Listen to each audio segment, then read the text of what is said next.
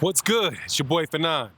All right, people want to know, is the PBC and Al Haymon, or is the PBC being sold by Al Haymon? Rumors are out there on the street that somebody's looking to buy it. So I'm going to give you my thoughts on that, and I hope put a little pause in some nonsense I've been hearing. So let's talk about it.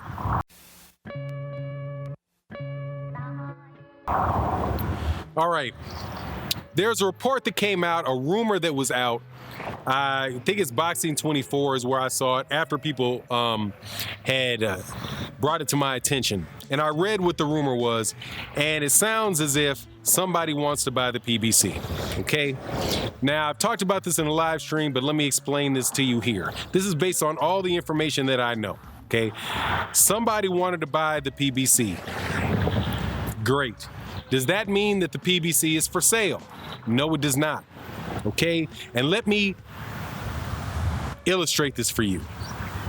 If I walked outside of my front door and I'm going to my car, someone walks up to me and says, "Hey, I like your house. Can I buy your house?" All right? That's what we know about right now. Somebody said that they want to buy the PBC. I walk out my house, somebody says that they want to buy my house. Does that mean that my house is for sale? No. It just means that somebody wants to buy my house. Okay? Now, what would it mean for me to put my house up for sale? I shouldn't have to tell grown people this, but I'm going to go through it because sometimes, it's hard for people to understand. If I went to the realtor and I said, "I want to move. I like the house I'm in right now, but I want to sell it because I have to move out of town for my job. Or I lost my job. I can no longer afford, knock on wood that don't happen. I cannot afford this house anymore. I want to sell it to you. I need to sell it. Mr. Realtor, will you put my house on the market?" Okay? That, my friend, is when you're putting something up for sale. In scenario one, somebody offered to buy my house. I did not put it up for sale. Number two scenario, I actually affirmatively put my house on the market and ask for somebody to make me an offer to buy my house. Now, all we know about the PBC is a rumor, and I don't have any doubt that the rumor is true. Usually I might go into and say while I'm out here, by the way, I'm out here playing with my dog, and doing this subject about something that should be obvious, man, it honestly, man, if you read what they said, it's not rocket science. But hey, man, I'm gonna do it out here while my dog is eating this steak that I just gave him. I'll explain it. Look, more than likely there's somebody that made an offer for the PBC. Now, what does it mean if somebody made an offer for the PBC? Why would somebody want to buy the PBC? Easy. They want to own what the PBC has, and they think that there's a value in what the PBC has, correct? So what could that value be? The value could clearly be the fact that they have a bunch of boxers, right? That are fight under the PBC banner. They have Deontay Wilder, heavyweight champion. They've got Errol Spence Jr., welterweight champion, popular up-and-coming fighter who pretty much all the promoters want.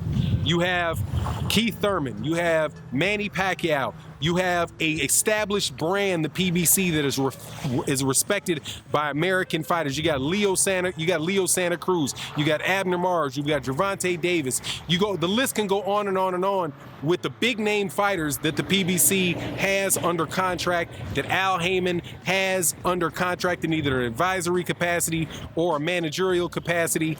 They have great relationships and a respected name with Fox. They have a contract in place for multiple years for a good amount of money with Fox, so that contract can be an asset that somebody might want to buy. The Showtime relationship could be an asset that somebody wants to buy.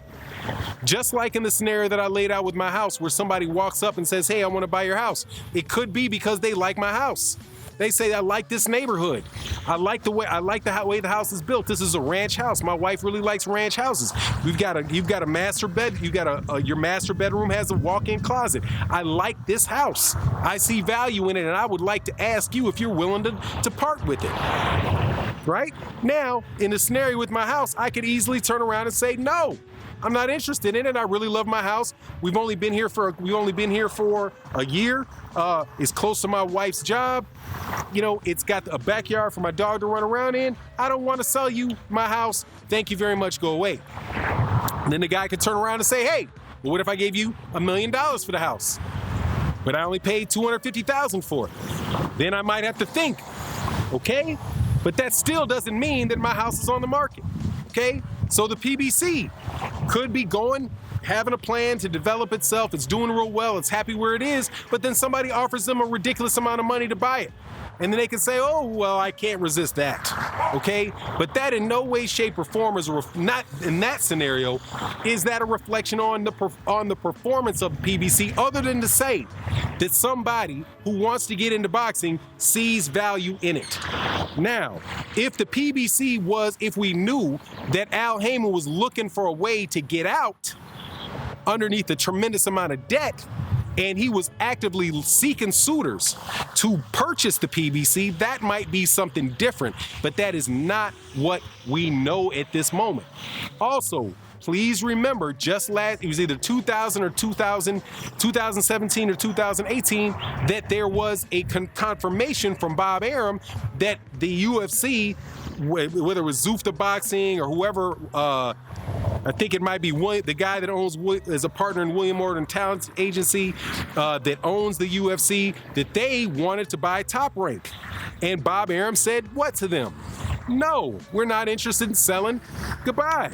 Yes, I know you see value in what we have. We have Vasily Lomachenko. We've got Terrence Crawford. We've got a very, very well-established brand, Top Rank, that's been around in boxing for 50 years. We have an archive of fights, of historical fights with Sugar Ray Leonard and Thomas the Hitman Hearns and Muhammad Ali and all this stuff that we own. Yeah, I know you might want it, but no, we're okay. We're going to keep this. I'm going to keep it. I'm not going to sell it to you. That was the scenario between Top Rank and I do believe the same people that it's rumored want to buy the PBC. So why wouldn't you believe that somebody that would want to buy Top Rank might want to buy the PBC? Okay?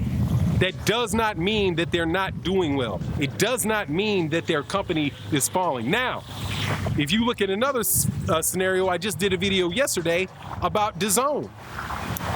While I'm saying that DAZN itself is not penetrating the U.S. market. It's 1% or less of the U.S. streaming market in sports streaming market at this point in time.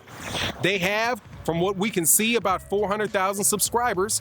They might be doing in subscription totals, $40 million a year in fees coming in from subscriptions, but yet they've got a $167 million budget assigned to it. They've got fighters, like just between the rumored amount of money being paid to Anthony Joshua and Canelo Alvarez and Gennady Golovkin, they've blown their entire year revenue off of one fight, the Canelo Alvarez fight that already happened.